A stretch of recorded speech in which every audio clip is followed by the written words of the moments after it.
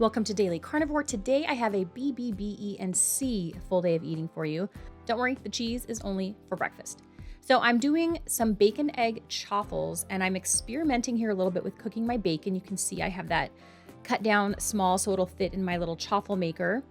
I have 2 strips of bacon that I cut into thirds, and so I'm just batch cooking these. This is just an experiment to see. And I'm not sure how much grease is gonna render, so I have this sitting on a plate just in case so it doesn't go all over my countertop. So while I am batch cooking this bacon, I'll go ahead and get my 1 egg and a little bit less than a 1/4 cup of cheese just mixed together in another bowl. This is the batter for the chaffle part, which is a cheese waffle is what that's short for if you've never heard of that term. Then I'm also getting 1 fried egg going with a little bit of butter on the stove. So you can see just how much grease is left with the 2 full strips of bacon. I decided to just soak up a little bit of that with a paper towel. I did leave some in there. And then I will get half of my chaffle mixture in there, and I will top this with a little more cheese to get some extra crunch on top. I think someone left that suggestion in a previous video comments, so thank you for that.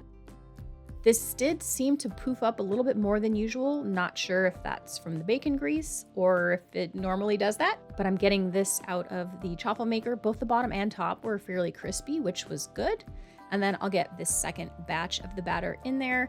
And inevitably when I make these, the first one always just ends up with more batter than the second one. So this looks a little bit sparse in there, but it does all come together in the end.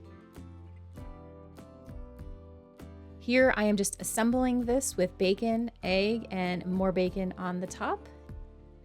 And that final crispy chaffle. This was super delicious, and I also have some electrolyte water. For lunch, my husband is cooking up some New York strip steaks.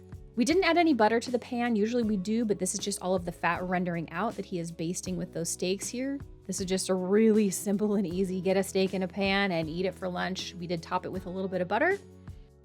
And then for dinner, we are having ribeye. So I just want to preface this by saying we don't eat ribeyes every single day. We don't have steak multiple times a day, every single day. This is just one snapshot in time where I was intentionally trying to do BBBE, obviously, and C for that one meal. But this is not really an accurate representation of what we eat every single day. You know, maybe once a week, once every couple of weeks, we'll do a day like this, but we might have steak 3 times a week, a couple times a week. That's just not in the budget for us to eat ribeyes every single day. And I would guess maybe it's not in everybody else's budget to eat ribeyes every single day, and that's okay. But when we do, we put a lot of butter on it. Doesn't that look delicious? Thanks so much for watching. See you guys in the next video.